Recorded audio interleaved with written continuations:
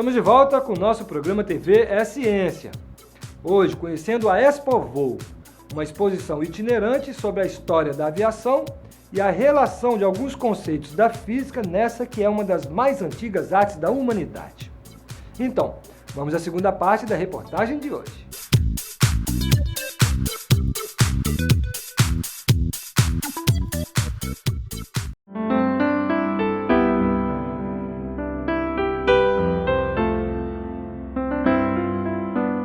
O objetivo da Expovoo é contar um pouco da história da aviação, os seus desafios, conquistas e a relação dos conceitos da física com a própria técnica e a arte de voar. Na verdade, o sonho de voar foi muito antes do próprio avião. Lá é a lenda de Ícaro, dos desenhos de Leonardo da Vinci e outros tantos que sonharam em tirar o pé da crosta terrestre e alçar voo. Não é isso, Ivanov? A exposição ela tem como forte essa característica histórica, né? O resgate da história da aviação, além da parte da física, obviamente, né? Da física do voo, a gente traz contextualizado essa questão de como que o homem, como que se deu a história da aviação. Então você tocou aí na lenda de Ícaro, mas na verdade muito antes disso, desde o Homem das Cavernas, a gente já tem registro, pinturas rupestres que mostram seres alados, mostram pessoas com asas. O céu sempre foi uma fonte de inspiração para os seres humanos, né? Então, desde que o homem é homem, desde o início da evolução da espécie, a gente pode dizer que sempre houve o desejo de voar. Quer dizer que na Expovoo já começa nessa parte do sonho, nesse primeiro painel aqui, os sonhadores. Esse painel a gente chama os sonhadores, a gente tem, além dos desenhos de Leonardo da Vinci, a gente tem algumas experiências que foram, de certa forma, mal sucedidas, né, mas que marcaram o início da trajetória do progresso da ciência aeronáutica. Perfeito. Agora, Ivanov, depois do sonho começa então, né, na Expovoo a prática. Exatamente. E antes do avião, como nós concebemos, os dirigíveis, os balões e os dirigíveis. A história da aviação, na verdade, ela não começa com o avião, né? Ela começa com o voo em balões, né, que eram, primeiro, inicialmente, balões que não tinham manobrabilidade, né? O ocupante, o piloto, ele não tinha a possibilidade de comandar a direção, eles eram levados ao sabor do vento, passa pelos dirigíveis, com a contribuição muito grande do brasileiro Santos Dumont, e chega-se até o mais pesado que o ar, que é o avião, na verdade, né? E aqui chegamos no painel dedicado ao que nós conhecemos, né, no senso comum, pai da aviação, o brasileiro Santos Dumont. E uma grande polêmica, né? Quem, na verdade, inventou o avião? Foram os irmãos Wright, os americanos, ou foi, de fato, o Santos Dumont? Eu costumo dizer que essa polêmica simplesmente não existe, né? A questão da prioridade do voo, do avião, depende do conceito que a pessoa tem de avião. O Flyer, que era a aeronave dos irmãos Wright, ela necessitava de um auxílio externo. Nessa figura a gente pode ver essa espécie de catapulta, a qual era pendurado um peso, e esse peso era preso por um cabo que passava por roldanas até o aparelho.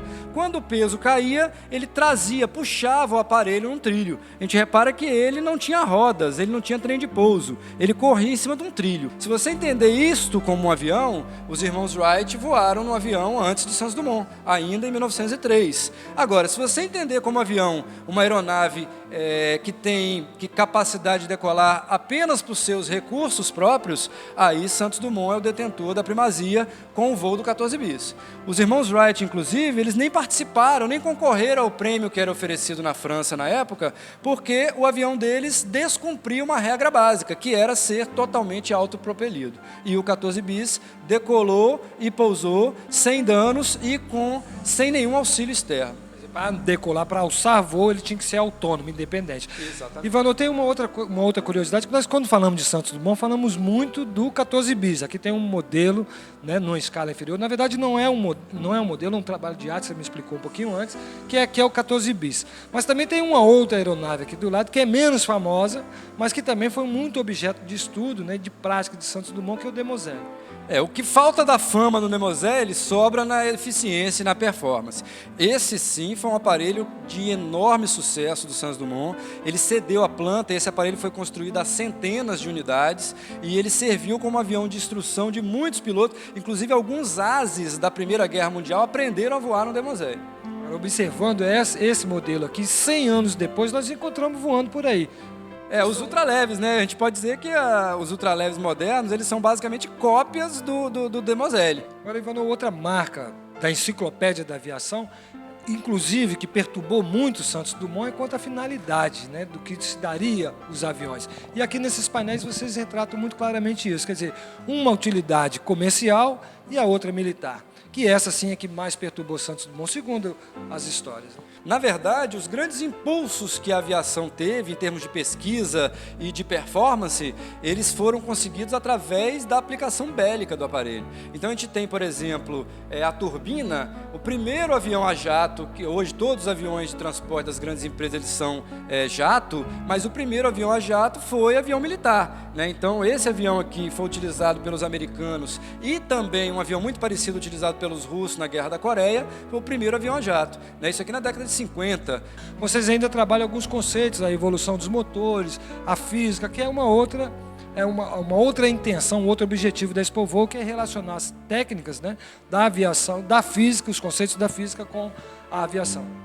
A escola da ciência física não podia deixar de abordar os aspectos da ciência física ligados ao voo. Então aqui com ilustrações e com instrumentos que a gente tem inclusive no nosso acervo permanente que simulam o voo em aerógenos, né, que são os objetos mais pesados que o ar, a gente trabalha um pouco desses conceitos físicos ligados ao voo, tanto em balões dirigíveis quanto aviões e em helicópteros. Agora, Ivanov, depois de ter esse conhecimento da parte física, dos conceitos físicos relacionados à aviação, vocês então entram numa outra vertente da aviação, que são os helicópteros.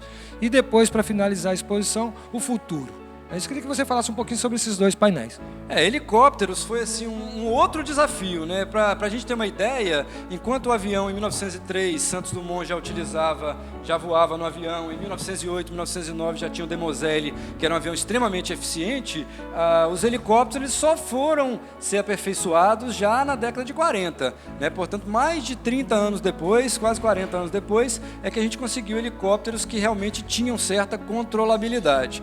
E em relação ao futuro, a gente almeja algumas situações, né? Do ponto de vista da aviação comercial, a gente tem dois caminhos a seguir. A gente tem aquelas empresas que estão, como a Airbus, por exemplo, que está com a ideia de produzir aviões cada vez maiores, como aqui o maior avião de passageiros do mundo na atualidade, que é o Airbus A380, que tem capacidade para quase 500 passageiros, ou até um pouco mais, dependendo da sua configuração. E a gente tem, de outro lado, algumas empresas que estão investindo no transporte privado de passageiros, ou seja, pensando lá na frente aonde aviões pequenos, aeronaves pequenas iriam substituir os automóveis. Essas duas vertentes a gente pode imaginar para o futuro do transporte de passageiros. Grandes aviões transportando um grande número de pessoas para grandes aeroportos, ou pequenas aeronaves individuais transportando um pequeno número de pessoas para sítios com tamanho reduzido. Além disso, nós temos o turismo espacial, né, que já é uma realidade hoje, tanto dentro do projeto russo, que leva turistas para passarem 15 dias na Estação Espacial Internacional, como também voos suborbitais, que a pessoa teria a sensação de imponderabilidade, embora não entre em órbita, elas teriam a sensação de ausência de peso, poderiam vislumbrar o céu com uma nitidez incrível e poderiam observar a curvatura da Terra. Perfeito. Agora, com relação aos modelos, Ivanov, são modelos em dimensões reduzidas, eles são fiéis. Como é que vocês obtiveram também esses modelos? Essas réplicas, né, ao contrário das anteriores que a gente mostrou antes, do 14 bis do Demoiselle, que são assim concepções artísticas, essas são réplicas em escala. Então, assim, mínimas coisas foram alteradas para torná-los voáveis, vamos dizer assim, porque todos eles são aeromodelos. Então, aqui eles não estão equipados com rádio nem com motor, mas eles são originalmente fabricados para voar de verdade, com mecanismo controlado por rádio, né? Bom, agora é com você aí de casa, você principalmente que é professor de ciências, procurar a Escola de Ciência Física da Prefeitura de Vitória, fazer o contato, agendar uma visita, trazer os alunos. Hoje nós acompanhamos a visita do pessoal do SESI de Araçás, o pessoal da 8ª série, são crianças, né, adolescentes de 14 anos, vieram aqui, vocês viram, aprenderam um pouquinho mais, tiraram dúvidas, ficaram estimulados. Então é com você. sair de casa, principalmente no final de semana, vir aqui conhecer não só a Expo Voo, como todo o acervo permanente da Escola de Ciência Física. Parabéns, tá, Ivanor? E sucesso no trabalho de difusão e de divulgação da ciência. Eu queria mais uma vez só agradecer a você, Luciano, a equipe, né, do TV Ciência, mais uma vez está assim, sendo uma ferramenta de divulgação e um grande instrumento de divulgação científica aqui no Espírito Santo. Parabéns a vocês também.